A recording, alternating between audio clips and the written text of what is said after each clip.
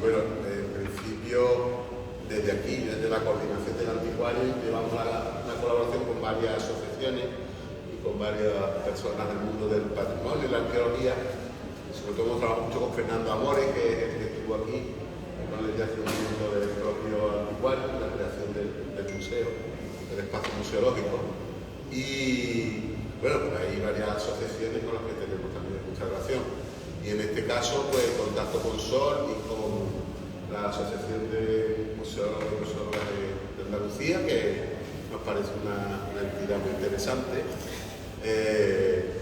profesional en torno a este mundo, pues creo que merecía la pena. Entonces vamos a hacer como un pequeño ciclo, igual que hemos hecho con otras entidades y especialmente, lo repito, con Fernando Amores, porque siempre llevamos un proyecto como estable de formación en torno a lo que ha sido todo este espacio, que fue el hueco que hubo aquí durante 30 años, todos los que conocéis Sevilla y la Encarnación, y después crear esto. Y nada, en este caso con Marcelo, que es un placer también, porque nos conocemos por otros temas, también universitarios y de máster y de relaciones profesionales. Y bueno, la propuesta que hicieron desde la Asociación de Museólogos y Museólogas era esta, ¿no? Del yacimiento, del descubrimiento arqueológico al museo, de interpretación como hilo conductor. Muy feliz de tenerte aquí y de contar con el desarrollo de tu experiencia profesional, que creo que es muy interesante. Y nada, muchas gracias.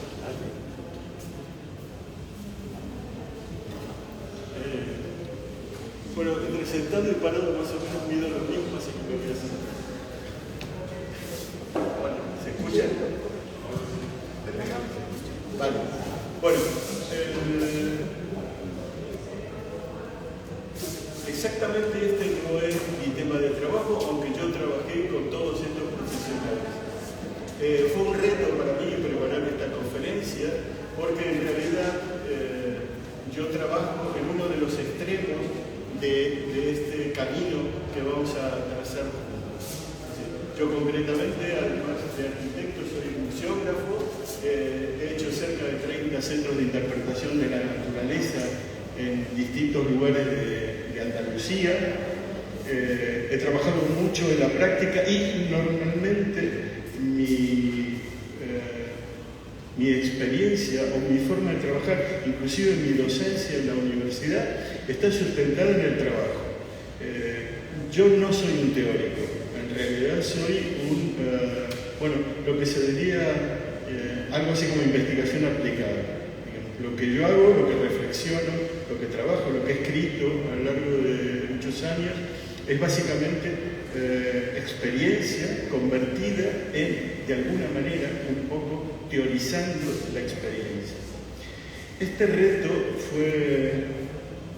se lo agradezco a Amma y a Sol Martín, que es la gestora cultural y la que lleva un poco la organización de este ciclo, porque me permitió tratar el tema que me apasiona desde hace muchísimos años, que es el concepto de la interpretación, y empezar a verlo cómo es ejecutado por distintos profesionales en este camino que vamos a trazar. Voy a empezar así, no le damos más vuelta. Propongo un camino que va desde el vestigio, cuando el arqueólogo lo encuentra en el sitio, y para que esto no se tomara exclusivamente como una particularidad de la arqueología, creo que esto tiene que ver con todo el patrimonio y también podríamos aplicarlo a otras personalidades, a otros profesionales del patrimonio. También hice un relato paralelo, aunque voy a hablar más de arqueología, hago un relato paralelo también de lo que podría ser encontrar un determinado objeto abandonado o fuera de contexto que, pasado por las manos y por distintas disciplinas, puede llegar a ser colgado en un museo. No necesariamente siempre tiene que ser un vestigio arqueológico, de lo cual aquí, por supuesto, tienen un ejemplo acabadísimo, porque casi todo lo que está expuesto en las vitrinas en este lugar ha salido de la excavación de este mismo lugar. Así que este sitio, de alguna manera, va a representar materialmente muchas de las cosas de las que yo voy a hablar. Hay un cúmulo importante de profesionales que trabajamos en este camino que va del vestigio o del objeto encontrado, o del objeto abandonado, o del objeto donado, por ejemplo, hasta que es incorporado a un circuito, digamos, casi podría decir hasta el mercado cultural, en el cual ese objeto es pasible de ser comunicado, visitado y apreciado por el total de la sociedad. Y en eso intervienen muchas personas y muchas técnicas científicas, humanísticas, tecnológicas, digamos, y hay 4 protagonistas que son los que yo voy a tratar básicamente, ¿no? Es la arqueología, el arqueóloga, el historiador, el museólogo y el museógrafo, que aunque son 2 figuras que ya veremos y están bien diferenciadas, en este caso lo voy a tratar como el personal que trabaja en los museos, que es uno de los tantos destinos finales de esa pieza. Y finalmente, un señor que para todos ustedes con este nombre es poco conocido, que es el intérprete de patrimonio, seguramente ustedes lo conocerán más como un guía, digamos, como ese guía, esa persona que los acompaña, que hace una visita y les cuenta acerca de la historia material e inmaterial de ese objeto el cual fue incorporado digamos, a este uso social del patrimonio, ¿no? Y tenemos un montón de protagonistas secundarios, un montón de gente que trabaja aquí y que también, aunque no me podía pasar escribiendo el concepto de interpretación de todo, pero también el restaurador, el conservador, los educadores, el curador, de ese personaje sí voy a hablar un poquito, porque el curador está ahí entre el museólogo y el museógrafo, digamos, toca otras circunstancias bastante interesantes, los guías de patrimonio, y después, bueno, los diseñadores, contadores, toda la gente que hace posible que el patrimonio sea visible. Vamos a empezar por lo más sencillo. ¿Qué es interpretar? Básicamente interpretar es atribuir a algo un significado. ¿Ok? Eso es lo que nos dice el diccionario y lo que está. Es explicar. Dice, oye, ¿me puedes interpretar estas notas? Porque la verdad que no lo entiendo. Entonces alguien interpreta algo que lee y se lo cuenta a otro y ese entiende el significado de lo que quiere decir porque está escrito difícil o está escrito en términos técnicos que él no conoce y una interpretación le sirve. Interpretar, hay muchas maneras de interpretar, ¿no? Un texto lo puede interpretar un actor o una actriz, eso también es interpretar. O un músico que interpreta una partitura, es decir, hay un lenguaje musical escrito que se convierte en un hecho musical a través de una interpretación. Lo mismo pasa con una soprano que canta un aria que está interpretando esa escritura. O, por ejemplo, la más común, y así es como se denomina, los traductores simultáneos en las Naciones Unidas o en cualquier organismo internacional se llaman intérpretes, es una escuela de intérpretes, no se llaman a sí mismos traductores, pero traducir es también interpretar. Bueno, y por supuesto el director de cine interpreta un libro o una obra, un guionista que va a hacer un audiovisual también interpreta o un cuadro por un guía del museo. Así que hay muchas maneras de entender esta palabra que es nuestro leitmotiv de hoy a la tarde. Si lleváramos esa palabra hacia arriba, digamos, y hacia conceptos un poco más filosóficos, encontraremos en el diccionario el concepto de la hermenéutica. La hermenéutica originalmente era la interpretación, concretamente esta palabra se utilizó para la interpretación de los textos religiosos, básicamente la Biblia, el Corán, es decir, una exégesis, que es encontrar el significado de un texto complejo, clásico, eso es la hermenéutica. que por supuesto llega hasta nuestros días y tiene versiones más modernas, digamos, ¿no? Pero básicamente tiene que ver con esto: explicación y traducción de la comunicación escrita, la comunicación verbal y también inclusive hasta la no verbal. La hermenéutica tiene que ver con comprender, o sea, a lo que apunta es a la comprensión de lo que está escrito. ¿Por qué traigo la hermenéutica? Ya lo vamos a ver cuando hablemos con los arqueólogos y su visión filosófica del tema. Muy bien, comencemos este recorrido a partir del arqueólogo que descubre el vestigio y excava, lo analiza y lo estudia para integrarlo en un discurso histórico mayor.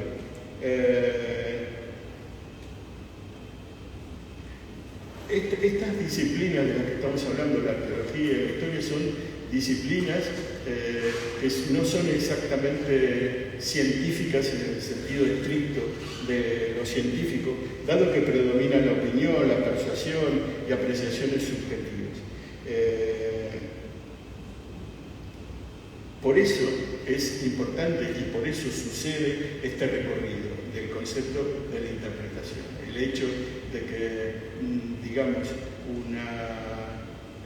un hecho científico, como por ejemplo la composición del agua, no se hace una interpretación, es un hecho científico, digamos, ¿no? En historia, en arqueología, todos los hechos son pasibles de ser interpretados. Y ya veremos inclusive qué amplitud puede tener el nivel de esa interpretación.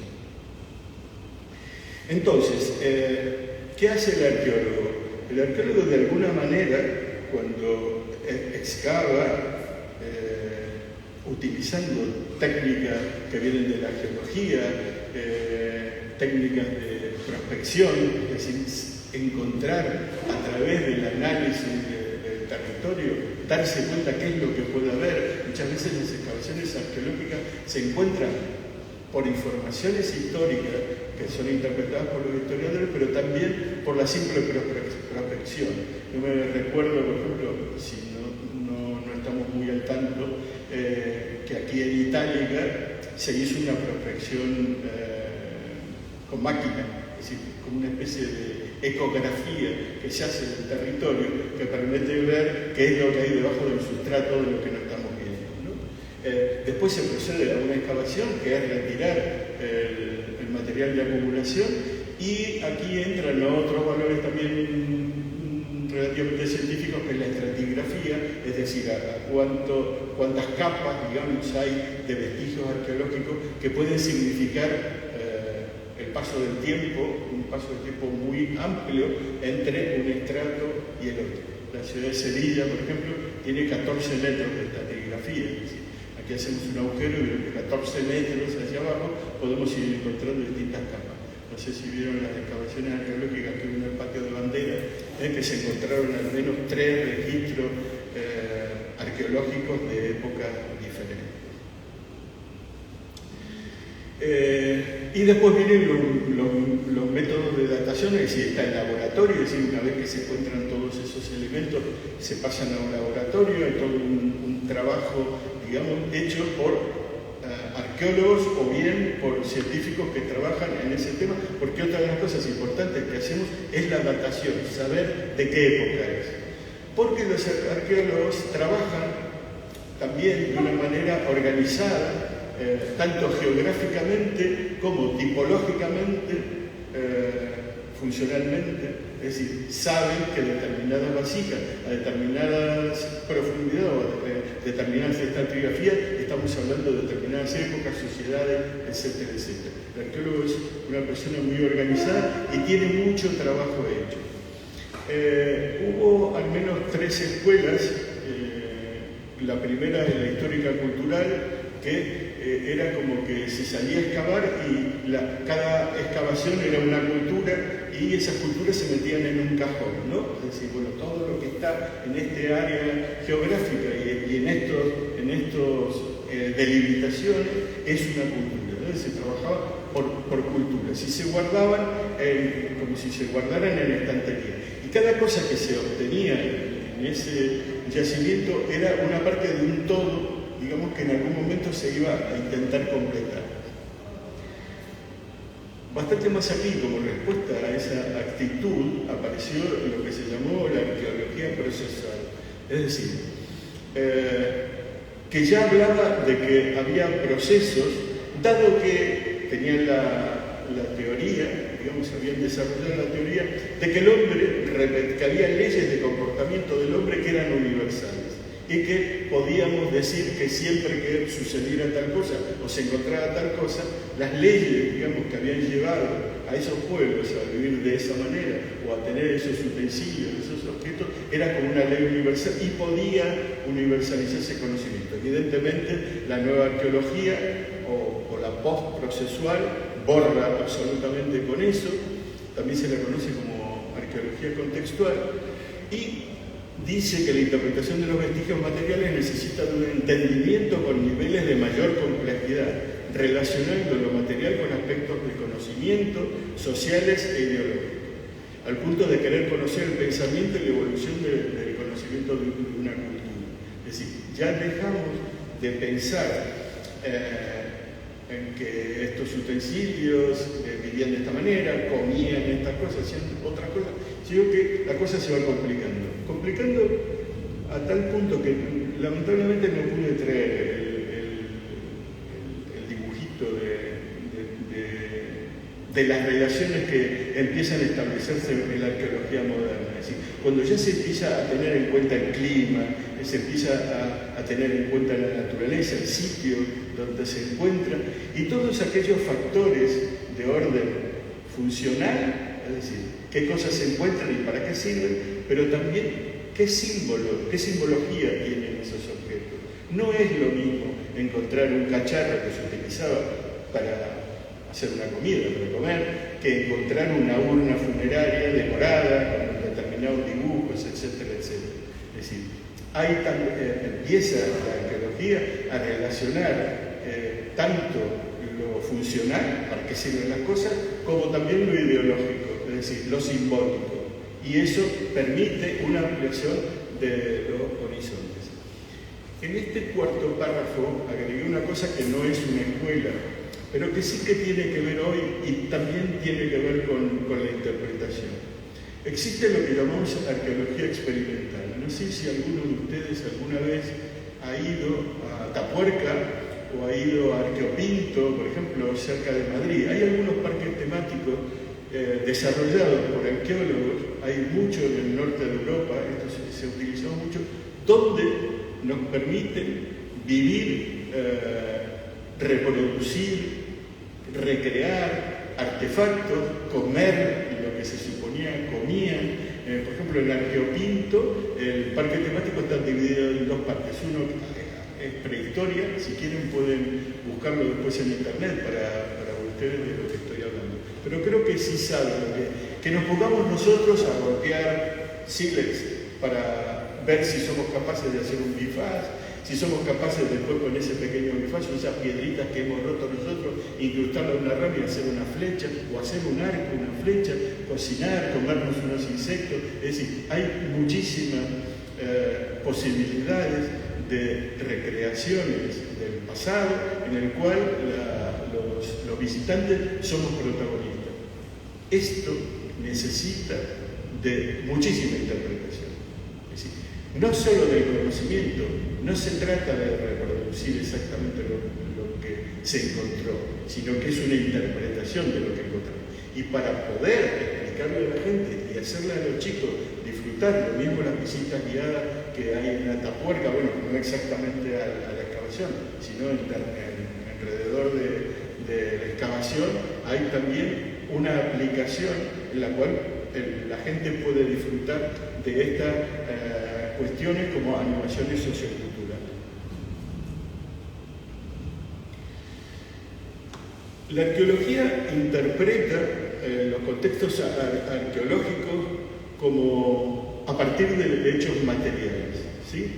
Esto incluye formular hipótesis acerca de la vida social del pasado, es decir, inferimos cómo es la vida social, cómo fue ese grupo humano, digamos, qué pensaba, qué creencias tenía, a partir de los elementos materiales, Para llegar a esto, una de las herramientas básicas que vamos a utilizar es el concepto de interpretación, ¿sí? Ahora bien, dado que en muchos de estos casos, aquí está lo que les decía antes, ¿no?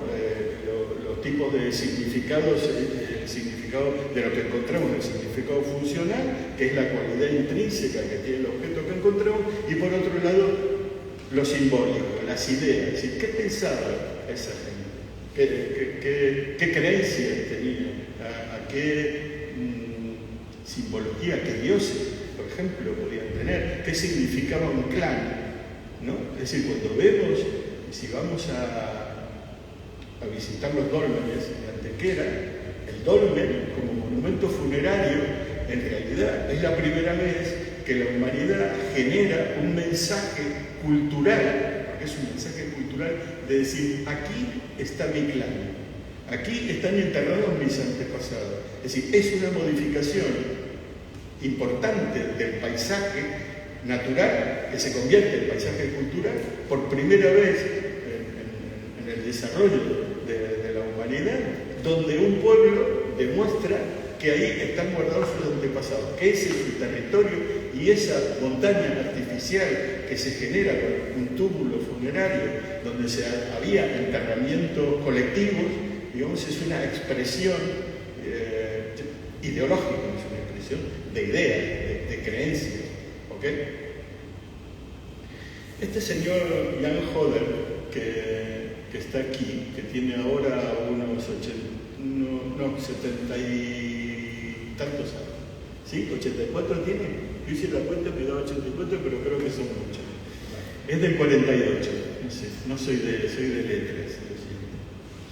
Dice, la arqueología tiene como tarea interpretar los significados subjetivos que subyacen en los objetos del pasado para conocer también el significado simbólico, es decir, para acercarse al pensamiento de aquellos habitantes.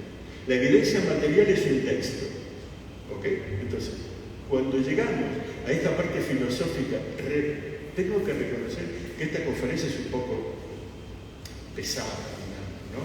Es decir, me he metido en Honduras, pero creo que es interesante también darnos cuenta de todo lo que sucede para que una vasija esté en una vitrina. No es simplemente el hecho de sacarla de la tierra, restaurarla, ponerla bonita y después ponerle una luz encima, poner una cartela que diga es del año tal y se usaba para tal cosa, si es que se contextualiza. Creo que la cosa más importante. Y eso me obligó a meterme en esta cuestión filosófica de la arqueología, que es realmente algo interesante.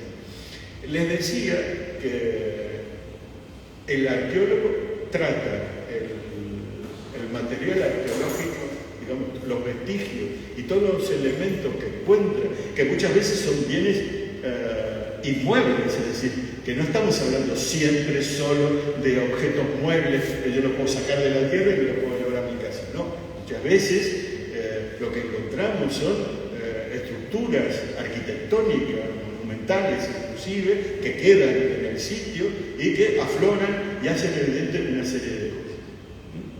Entonces, eso el arqueólogo lo lee como si nosotros leyéramos el periódico. ¿Ok? Nosotros vamos, yo es una cosa que siempre dije, la arqueóloga René Sibán, directora del Museo de la Torre de David, escribió un artículo que se llamaba Las piedras hablan. Y yo le dije, yo debo ser medio tarado porque yo fui a Machu Picchu y no escuché nada. Es decir, me maravillé de una serie de cosas, pero no pude leer ese texto que los arqueólogos leen. Necesito una traducción. El hecho de pensar en que el arqueólogo utiliza los vestigios como un texto nos lleva, vía el filósofo Gadamer, a pensar en que podríamos aplicar un criterios hermenéuticos, es decir, tratar la información, esos textos, los tratamos de forma hermenéutica y rechazamos aquellas ideas generalistas de que todos los pueblos y las culturas hacían más o menos lo mismo y que si en América, digamos, descubrían un determinado, durante mucho tiempo, América fue un laboratorio increíble para un montón de cosas que tienen que ver con la filosofía en la arqueología, porque aquí estaba todo muy sistematizado. Para cuando se empieza a excavar en América y se ve la diversidad de pueblos que estaban ahí, y con ese criterio de las culturas, después se empezaron a dar cuenta que había otras relaciones y que la cosa era bastante más compleja. Desde esta visión de pensar que esos vestigios son un texto,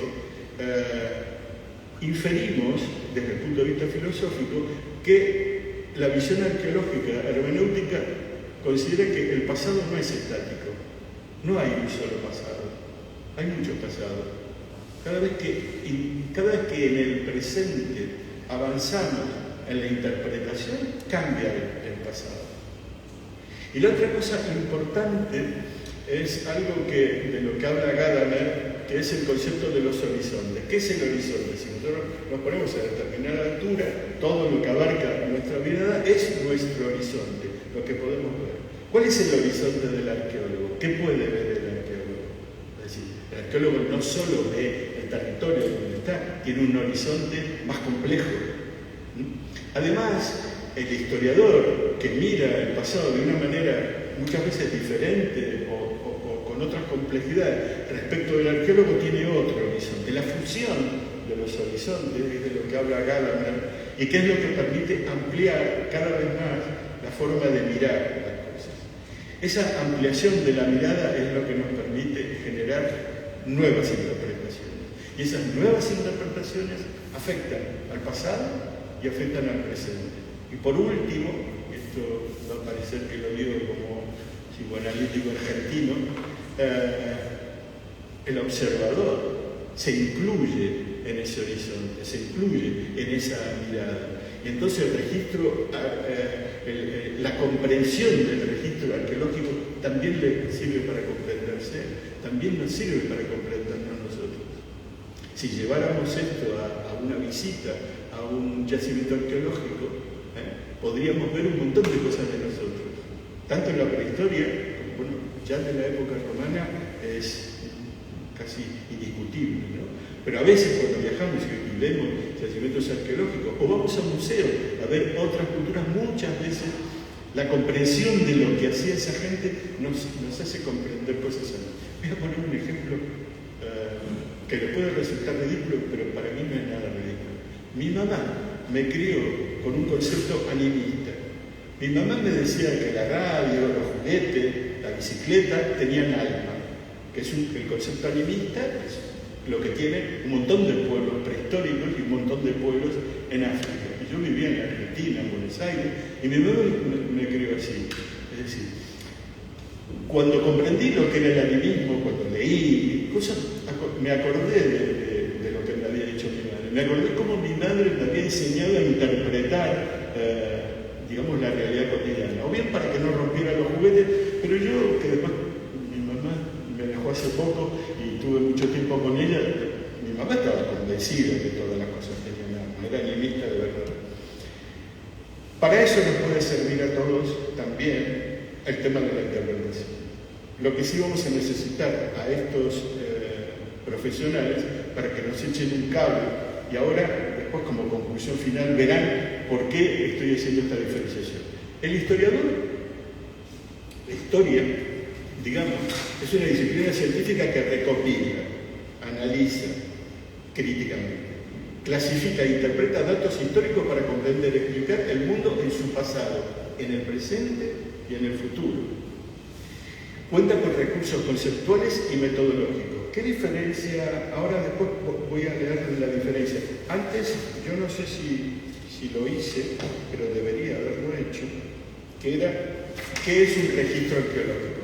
Retrocedo un poquito, porque ahora cuento lo que es un registro arqueológico y qué se diferencia de un registro histórico o de un hecho histórico. El registro arqueológico se entiende como el registro de las formas producidas por la acción social pretérita, es decir, por alguien o una sociedad antes que nosotros, ¿ok? Y que muestra la orientación específica del contexto sociocultural o el pensamiento de esos que hicieron esos elementos, digamos, para vivir en el mundo que ellos les tocó vivir. Vuelvo a repetir, cuando encontramos un objeto nos está diciendo qué era lo que hacía, cómo vivía, y también nos está hablando de sus ideas y de cómo ellos interpretaban el mundo o cómo ellos respondían al mundo que les tocaba vivir.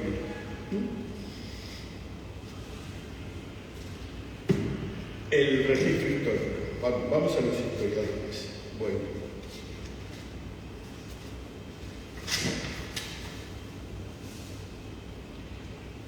Ya dije que es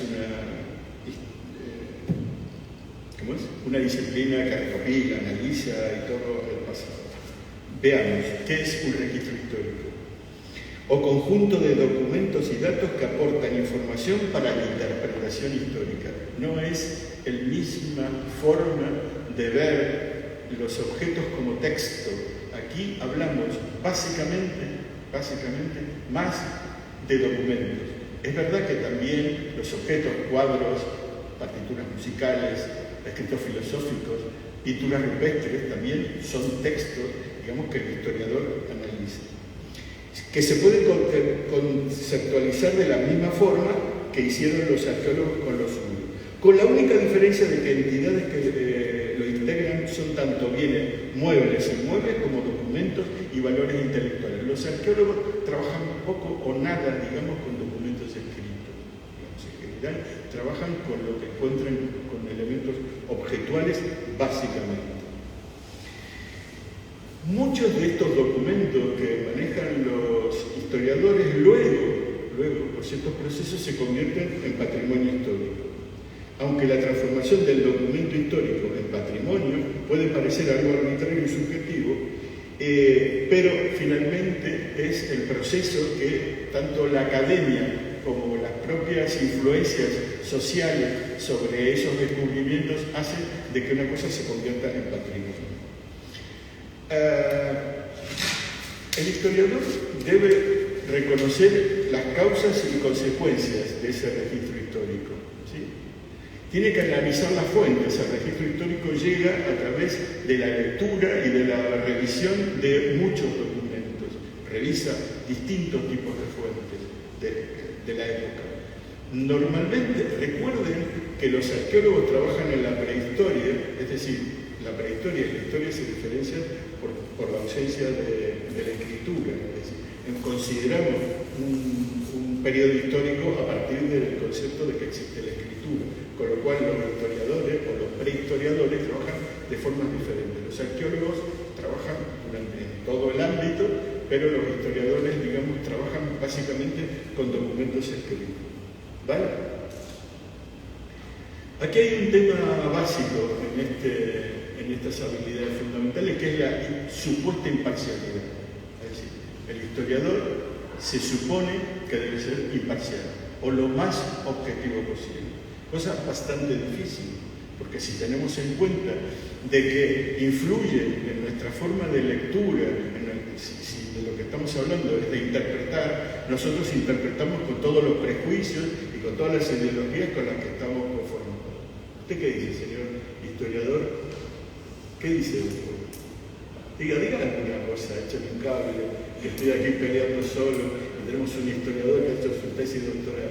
¿Usted cuando a ese que se ríe al final? No va a tener todo el preguntas. ¿Usted es imparcial cuando trabaja? Nadie es imparcial. Nadie es imparcial. ¿En qué influye la pérdida de la imparcialidad? Claro, hay limitaciones técnicas que influyen en la parcialidad también del análisis. Tanto como el arqueólogo como el historiador. Y al final, el arqueólogo nunca deja de ser historiador. El historiador sí que puede usar los datos arqueológicos, pero el arqueólogo siempre es historiador, siempre está interpretando desde una base científica, que es la formación que tiene, porque metodológicas que es la diferencia del trabajo. Claro, la parcialidad y la imparcialidad es una cuestión que requiere cualquier ciencia. Okay. El dato también siempre es manipulable. El dato estadísticamente incluso es manipulable. Yeah. Está publicando, está interpretando también, tú te puedes equivocar, por supuesto. Yeah. Puedes interpretar datos de una manera errónea o de una manera curiosa. Bueno. voy a avanzar un poco más. Y la otra cosa, no, muchas gracias porque este tema era muy peleagudo para mí, porque en este meollo en el que me he metido de la interpretación, cuando llegué a la imparcialidad, yo, digamos, como arquitecto que he trabajado en el tema de la historia de la arquitectura, es el grave problema que tenemos, ¿no? La imparcialidad es bastante difícil. Octavio Paz, en El laberinto de la soledad, dice: no vemos solo con los ojos, sino con nuestras pasiones, intereses, ideas y creencias. Vemos a través de nuestra historia, demostrando que siempre hay un sesgo ideológico, que siempre se nos cuela nuestra propia ideología. Y la última cosa que dice por aquí es ser empático.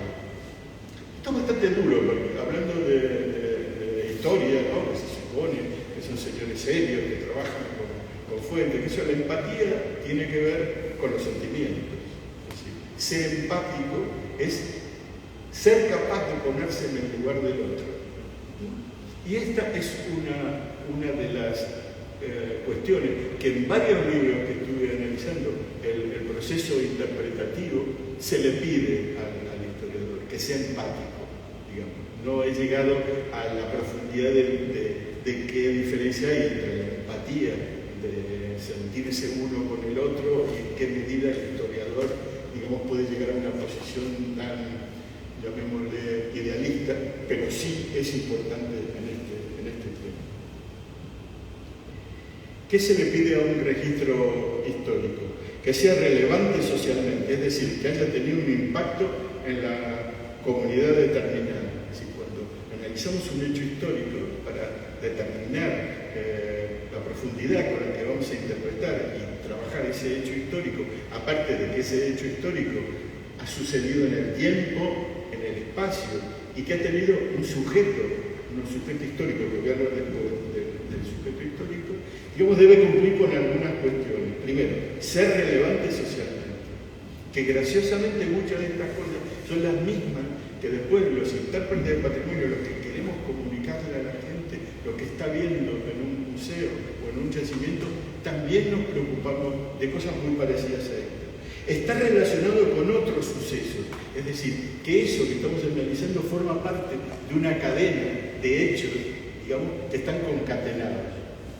Haber propiciado un cambio o una ruptura, a veces es importante ver cómo un hecho histórico a veces es un punto de inflexión. Es decir, algo que sucede y a partir de ese momento, no digo que cambie la historia, pero sí cambia 15 minutos y a mí me falta todo esto.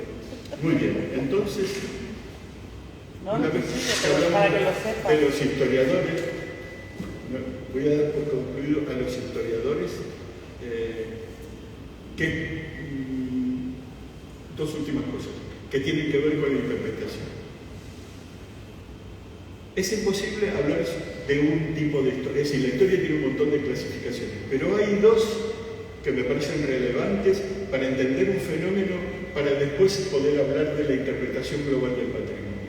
Una es la historia ambiental, es decir, es una visión histórica bastante moderna. ¿Qué significa?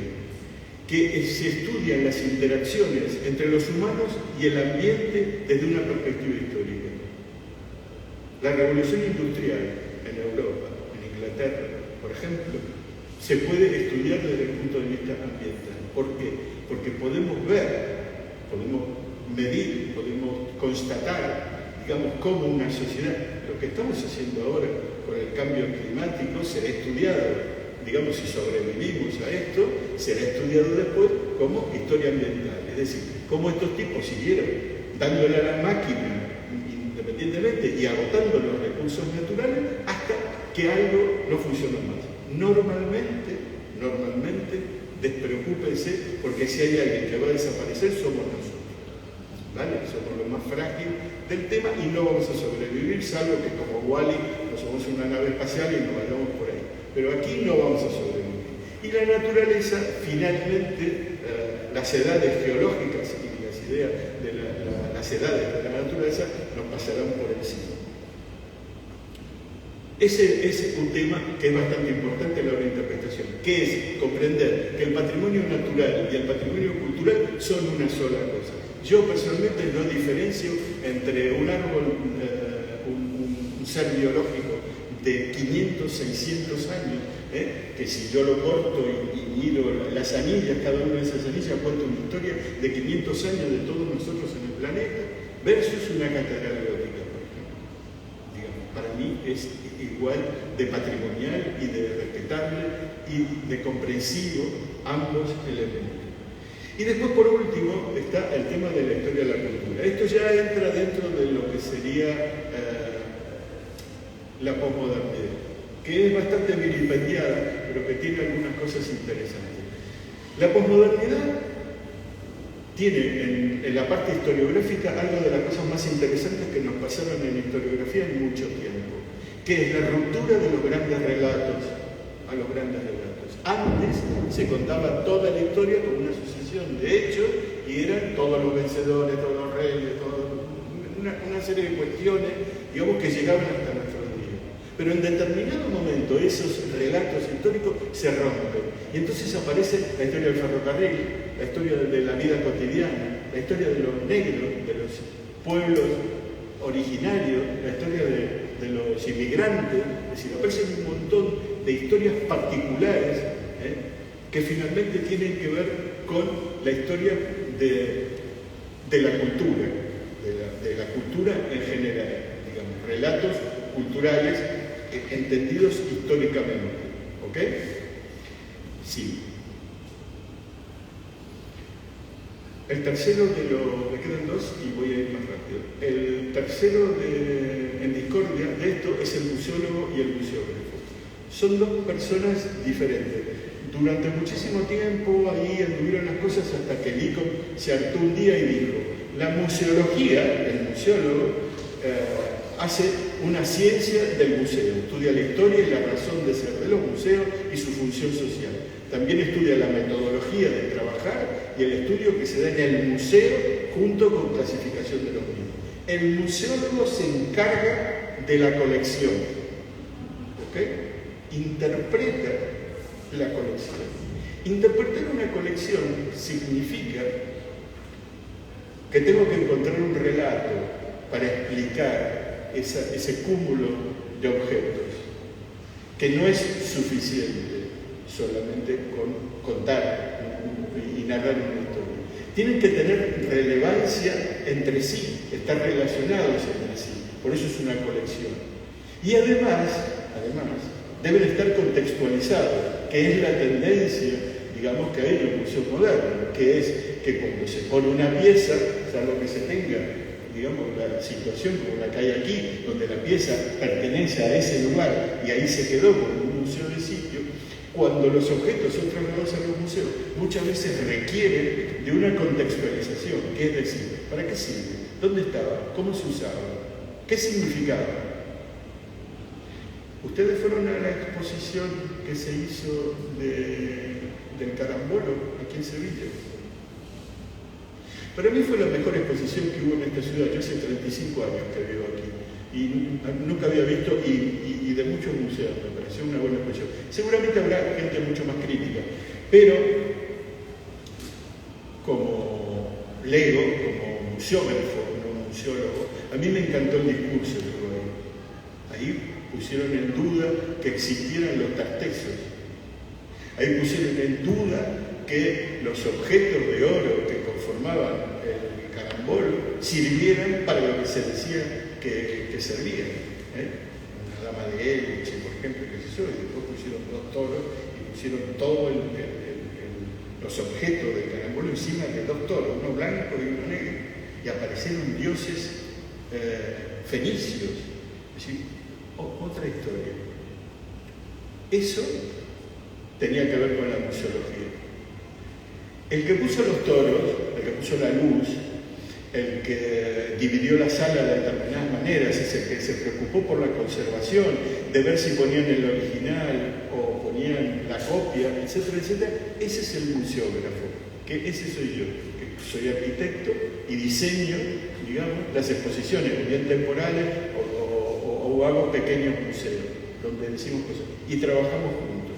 El museógrafo interpreta, digamos, con técnicas de iluminación, de escenografía, no solo interpreta, sino también tiene que conservar y tiene que prever cómo lo va a ver la gente, a qué altura lo voy a poner, para que se entienda cómo. Pero es el museólogo el que va a generar el relato. Y por eso puse ahí una dupla que creo que lo define perfectamente, que es el relato y la escena. El relato ahora está en arte, ¿no? De escuchar hablar del relato, porque es una palabra que está muy de moda en política.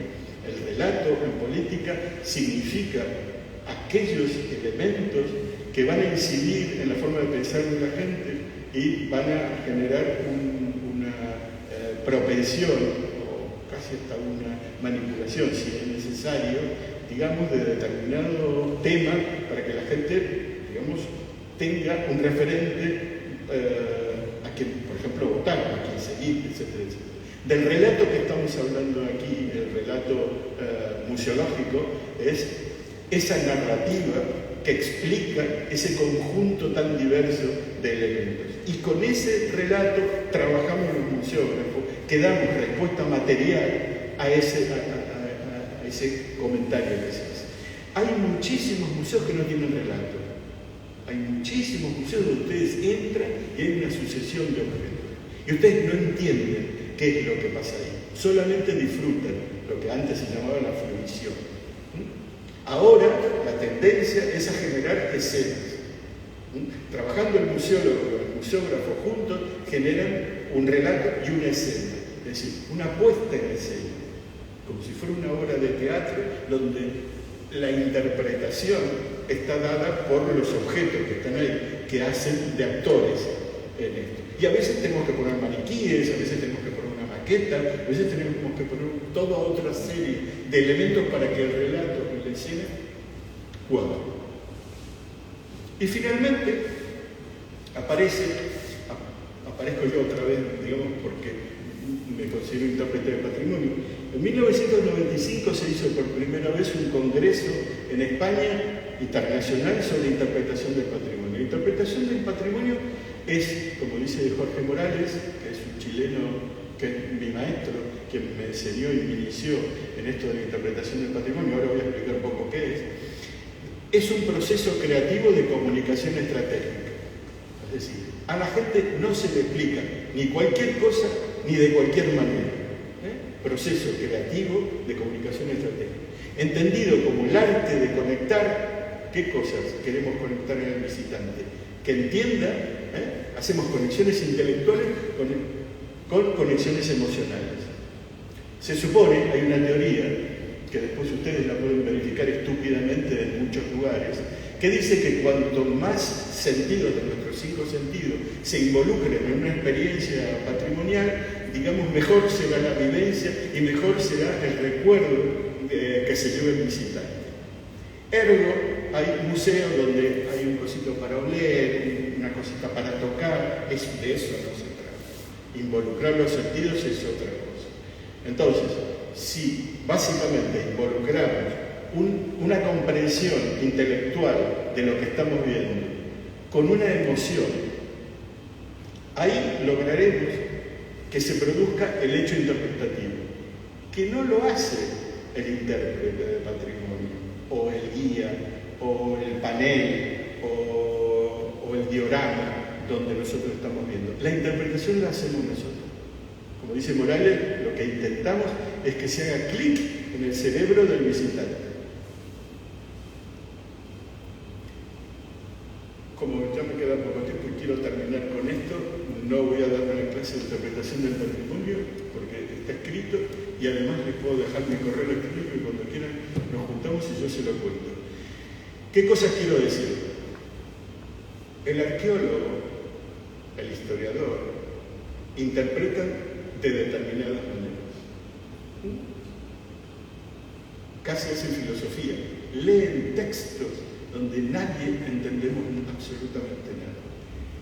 Para que el intérprete del patrimonio, para que el museólogo y el museógrafo puedan generar un relato y una escena, para que todo esto tenga coherencia y finalmente ustedes disfruten, valoren, aprecien y se conviertan en socios de los profesionales del patrimonio, en la custodia de esos elementos, porque hemos generado en ustedes una emoción y una comprensión que los va a llevar a cuidar eso, a hacerlo vuestro. Para eso, esto comienza cuando se excava y cuando se saca aquella vasija de ahí y el tipo la pone así arriba de la mesa y ahí comienza un proceso de entender qué es lo que está haciendo. De entender si eso es una vasija para comer o una urna funeraria o si eso es doméstico o sagrado. El historiador que encuentra un documento, que va a un archivo y encuentra el registro de lo que se gastaba en la fábrica de tabaco, por ejemplo, y empieza a descubrir que las mujeres trabajaban ahí con sus niños y se da cuenta de que el primer sindicato feminista importante que hubo en esta ciudad fue la fábrica de tabaco. Las mujeres eran lo más importante que había en esa fábrica. Los hombres solo servíamos para cargar los bultos, las que trabajaban eran ellas. Y hay un cuadro del siglo XIX en el Museo de Bellas Artes espectacular, donde están con los bebés en el suelo. Es el concepto de la guardería. Esto que estamos haciendo es interpretación. Una interpretación que luego a ustedes se les pondrá piel de gallina cuando vean eso, se emocionarán, porque a lo mejor inclusive han visitado la universidad o estudiaron en la universidad, entonces pueden vivir toda esa historia. Y esa historia la cuenta el arqueólogo que encontró la vasija, la cuenta el historiador que encontró los documentos, y que esos documentos fueron a parar a un museo. Y un museólogo colgó el cuadro en una sala, y no lo colgó solamente porque decía que era del siglo XIX. Lo colgó al lado de un torero, la colgó al lado de una sodalista, porque quiso decir algo colgando esos tres cuadros. Estaba mostrando una época, una forma de pintar, una forma de pensar, una forma de hacer. Y después llega el intérprete de patrimonio que le puede dar claves a las personas para que entiendan eso que está sucediendo ahí. ¿Ok? El colofón final de esta charla empezó aburridísima y yo me fui entusiasmando gracias a alguien que me iluminó, porque esto se estaba poniendo muy pesado. Tenía una cara de aburridos todos ustedes, era un horror. Yo también estaba fatal. Esto es precioso. Mis nervios fueron de que cuando descubrí todo este proceso, realmente me fasciné, porque era el mismo término visto de distintas maneras que he intentado transmitirlo, aunque hablé más de uno que de otro, pero creo que igual se me entiende, ¿no? Hasta que llega a lo que tenemos que escribir el relato, hasta que llega a lo que tenemos que escribir los paneles. ¿Y qué le vamos a decir a la gente? No podemos describir en patrimonio, no se puede describir. Hay que dar claves para que la gente interprete. Tenemos que devolver el proceso, ese proceso que inicia el historiador y el arqueólogo, se lo tenemos que agarrar a la gente de la otra punta y hacer que eso vuelva a suceder. Y el profesor Felipe Criado, pero no voy a soltar semejante rollo, una de las cosas de lo que habla es de la cadena interpretativa. Y yo considero que es una cosa importante. Creo que ahora más o menos todos ustedes pueden intuir qué sería una cadena interpretativa. Es decir, cómo el arqueólogo, el historiador empiezan a generar una cadena de interpretaciones hasta que llega la cosa al museo y hasta que llega a ese día que es el último que tiene que explicarle a ustedes, o el intérprete o el museógrafo, que tiene que hacer esa cosa en el museo para que ustedes disfruten de eso. Y ese disfrute de ustedes es el que socialmente va a generar una respuesta de carácter ideológico y hasta política que influirá en los políticos para que el patrimonio lo cuidamos nosotros. El patrimonio no está a cargo de la gerencia de cultura o del Instituto Andaluz del Patrimonio Histórico que restaura, que se... No. El patrimonio lo decidimos nosotros a través de nuestros representantes. Y nuestra influencia, el hecho de que hoy los museos, vayamos a la noche de los museos, veamos los museos, nos preocupemos porque los museos estén en buenas condiciones, nos gusta que nuestros hijos y nuestros nietos vayan a los museos y los vean renovados, y no sea que vuelven al mismo museo arqueológico que visité yo, o mis hijos, mis nietos. ¿Qué coñazo? No, las cosas van cambiando. ¿Okay? Y van cambiando porque en esta cadena de interpretaciones, cuando los últimos que interpretamos somos nosotros y tomamos conciencia, podemos hacer una modificación y podemos convertirnos de alguna manera en sujetos históricos, que fue lo que no dije antes, porque nosotros somos sujetos históricos, igual que aquellos que protagonizaron las cosas. Las mujeres de hoy son sujetos históricos, digamos, que observan al sujeto histórico que llevó a sus niños a trabajar a la fábrica de tabaco. ¿Ok? Bueno, no doy más la lata y dejo que ustedes, si quieren, hagan algunas preguntas, comentarios, digan lo que les parece. ¿Vale? Muchas gracias.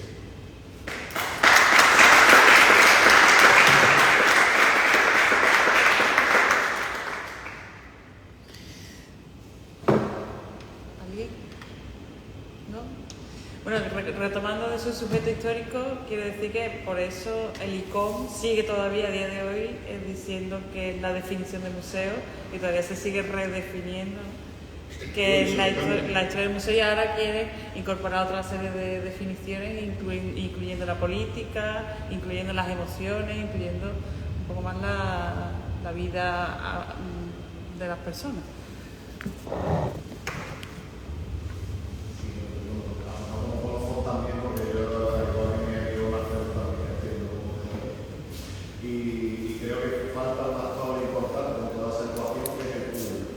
Sí, claro. En cuanto a la intencionalidad también de los intérpretes del patrimonio, o historias sobre los museos, y se genera una paradoja también para todos los que trabajamos en generar ese tipo de discursos, ¿no? ¿Qué tipo de discursos precisamente ofrecemos? Porque normalmente la mayoría de niños museográficos, la mayoría de niños que los historiadores, los